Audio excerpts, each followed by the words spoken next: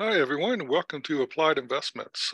This is Dr. Rhodes, also known as Professor Bear. And this is just a real brief video overviewing the course and the syllabus and things like that. As you start off in Blackboard, you'll notice a whole bunch of different columns here, and I'll just go through them very quickly. Your starting point will likely be the calendar.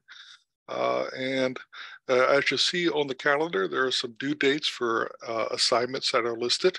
There are also assignments that are done in class as well. Those are not reflected on the calendar, but they do count for points and the like. Yeah.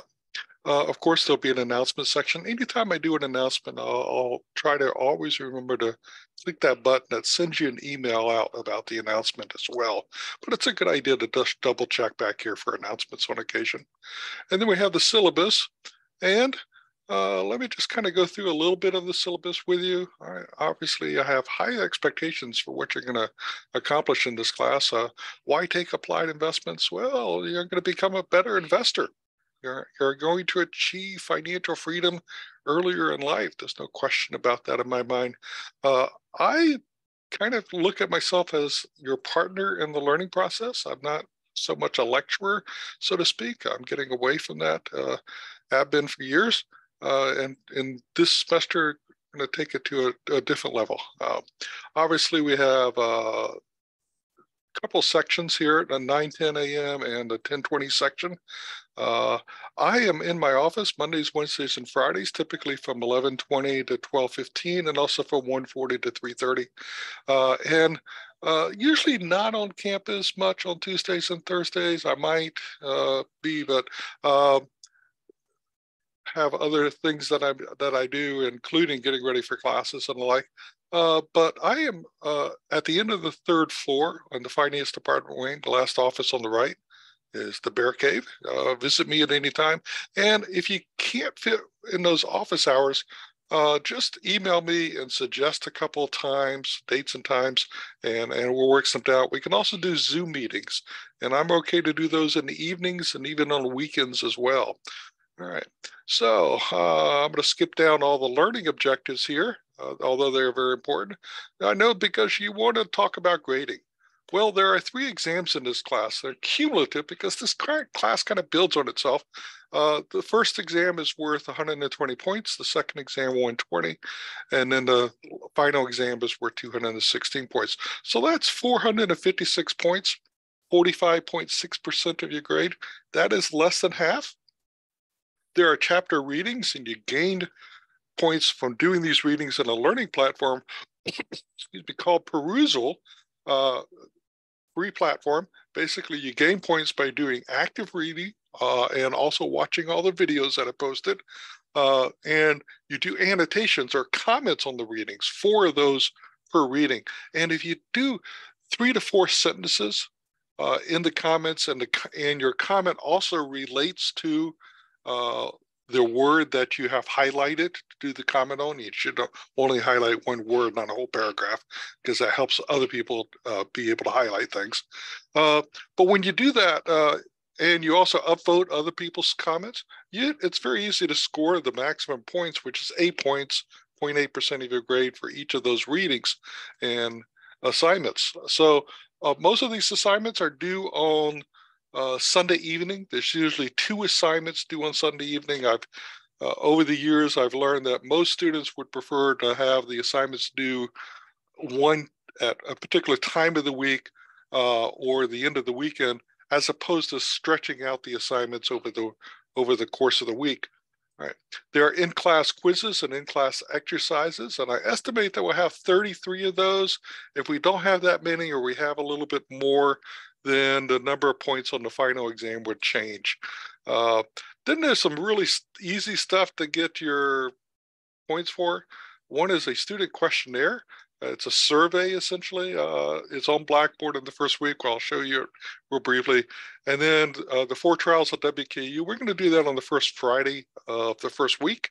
And need to be posting about it. And there are 4 expand your comfort zone assignments on the discussion board as well.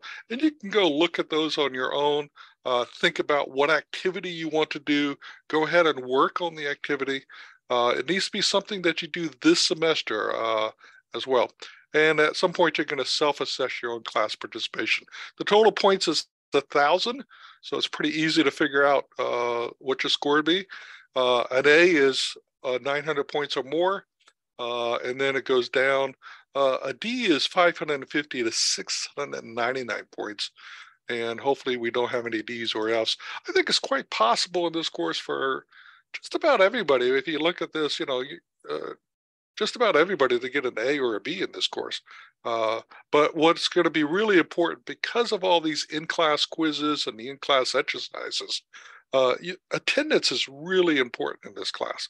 So I just want to point that out. Let's see, bring your own device. You are likely going to need a laptop for this class. It is possible, if you're very good at working with Word files on a tablet that also contain tables, or in Excel as well on a tablet, you could probably use a tablet. I probably would not rely on a smartphone. I don't think that's going to be robust enough to do what you need to do in this class. But try to bring a tablet. Now, also remember that the IT department provides loans of laptops. So if you don't have a laptop, stop by, go see them on the Mass Media and Technology building. All right. Obviously, check your email. Email is what we use in business. You ought to be used to checking your email all the time. And of course, you'll need Microsoft Office, which is free through WKU IT services. And you'll need Acrobat Reader as well. We don't need a financial calculator in this course. You might want to use a calculator at times for some real simple multiplication things. And you can use just the calculator on your phone, including using your calculator on your phone during exams if you need to. So otherwise, please put away all your mobile phones and no texting in the classroom, please. And anything that's used on your laptop or a tablet or other device, please make sure it relates to the class. All right. I don't want to get into this deducting points, but if I see some egregious behavior there, obviously I'll talk to the student about it. Be on time, please, at the class. If you're learning late to a meeting, that's a sign of disrespect. And I'll kind of touch on that a little bit later. So it's a good idea just to get in the practice of being on time, if all possible. If you are late, by the way, please continue to come to class. I want you to end class as much as possible. I'd rather you be in class and late than miss class. Of course, we have an honesty and integrity policy here in the Department of Finance, and that's worth going over. Center for Financial Success, if you haven't had any exposure to it, it's on the 3rd floor, right when you get off the elevator, and they free assistance with budgeting, student loan management. A lot of people don't know how to manage their student loan accounts or how to manage and do the best with their student loans in terms of how to take them out, what to take out, what try to avoid not taking out. And of course, if you have credit card questions or payment problems, and all of that can be done with student counselors from the Center for Financial Success. These are typically students that are trained in these issues, and they are in the personal finance program for the most part. We have about 8 or 9 of them, I believe.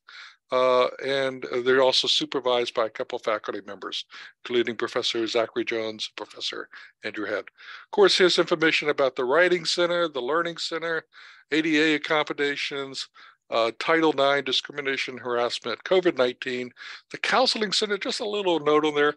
A lot of studies indicate that 40% of all college students at some point in their college career are going to have anxiety, depression, or something else for which they should receive counseling. But only about half do that. It's free. I mean, if you go on the site, maybe they'll say it's $20, but you can say, I can't afford it, and you can go there for free. Trust me. And one of the expand your comfort zone assignments is, hey, just to email me and said I went to counseling, and that would satisfy one of the expand your comfort zone assessments. So if you are in that situation where you need counseling for any reason whatsoever, by all means, take advantage of it. You're not going to get the opportunity to do free counseling that often. Big Red Backpack Program disclosure, of course, and don't go hungry. We have a food pantry here. We even have emergency meal swipes. Didn't know that until recently. That's a fantastic program. And our food pantry, pick up food so you're not hungry. By all means, and okay, that's that. Let me take you through. Here's just the discussion board section. So you see like the 4 trials of WKU here and the like. And then you come down here and the next one is an expand your comfort zone assignment and the like. And if I go back up here, the next section is Quizlets. So I provide a link to all the Quizlets that we use. Quizlets are basically online flashcards. And I provide a link here to all of the Quizlets, and then you'll find links elsewhere to them as well. These are designed to help you learn, and we're going to actually do some Quizlets during class time. That way I make sure that you, I wouldn't say make sure, but I encourage you to get those all done. All right. I also put here a guide to networking for college students. If you want to learn how to best get a job or an internship, this reverse interview technique is fantastic. It's on page 14 of this guide on networking. And networking is just a way of introducing and getting to know other people. It shouldn't be a scary word. Here's a guide to networking at conferences. Here's ways of connecting with the Department of Finance. And if you're interested in becoming a personal financial advisor or interested in that as a career, there's a lot of information here. Of course, I encourage you to talk to one of the finance professors who's also involved in financial planning and investments as a career. All right, so let's go to the first week real quick. All right, of course, we don't have class on Martin Luther King Jr. I do encourage you to work ahead by reading the syllabus, taking some time to go through it. Work ahead to complete a survey, and that survey is due on Thursday, and it's right here. It's 13 questions, and it should only take you about 15 minutes. It's basically, please do that no later than Thursday at 8 o'clock in the morning. What I want to do is take the survey results, and it lets me know a lot about each person, and it helps me form better teams in the class. It also lets me know if there's something I need to know about you. Yeah. So you're free to share things with me in that way. It's confidential. I will know who you are, but that survey, all the survey answers are confidential, and only I will be the one who see them. Another thing to work ahead on is your first assignment in Perusall. This is due by Thursday evening at 11:59 p.m. and that is down here. And it's called Learning More Efficiently and Effectively. And you just click on that tab, Learning More Efficiently and Effectively, and you go to Perusall, and it brings up the course. Now, at this point, it's going to ask you to log in. So I'll ask you for your WKU email address, and it might ask you as well for your WKU ID number. And then here I'll just go to the course home for this, and you'll see assignments, and you can pull on an assignment by clicking on it and opening it. Yep, here you go. Your thing might be a little bit different from mine. And here's the assignment itself. There's a video here at first. It's 17 minutes. And then it continues with readings. So here's 7 pages of reading. And you can post comments on both the video and the readings. And there's 4 comments required for each one. The goal here is you're going to score points by actively reading all the pages, watching all the videos. That's one way to score points. And then the other way of scoring points, and then probably about 70% of your grade is going to be basically doing annotations, doing comments. And how do you do that? Well, you come over here, and first off, you can see all the comments if you want, or you can see others' comments or your own comments, or comments where you were mentioned, and you just mention somebody by typing at and then their name. And you can print things here. You can download these files as well. Don't think you need to do that. But if you come over here to this section right here, you'll see conversations. So if I were to type on and just come down here, after completing this lesson, you will achieve an understanding of the learning method. And I just put really what I want to do here is just highlight one word. And then I want to put in 3 to 4 sentences, maybe 4 or 5. That that describe, that add to the conversation in some way. So, I'm just putting, wow, okay, that's my comment there. Obviously, I would put in a longer comment and the like. And there are some discussion prompts as well. So, for example, here's one. Which of these terms do you already know, for example? And if you go down here, how do you best take notes? How have you taken notes in classes, an example? So you can just scroll down there and again, just highlight one word like Cornell notes. Here's a section on Cornell notes. Just type in Cornell and then make a comment on it. That way, if you highlight an entire paragraph to make a comment, then you're going to basically block the people from making comments on that paragraph. All right, so you'll get to learn a little bit about Perusall, and there's a little bit of a learning curve to it. It's relatively easy to do. The nice thing also is you can see your grades. I can also see your grades. I can, for each of the assignments that I've posted, and I can see the breakdown of how you scored, and I can change those grades. These grades automatically sync back to Blackboard, by the way. So Blackboard will be the home for all of your grades. All right, so let's go back here.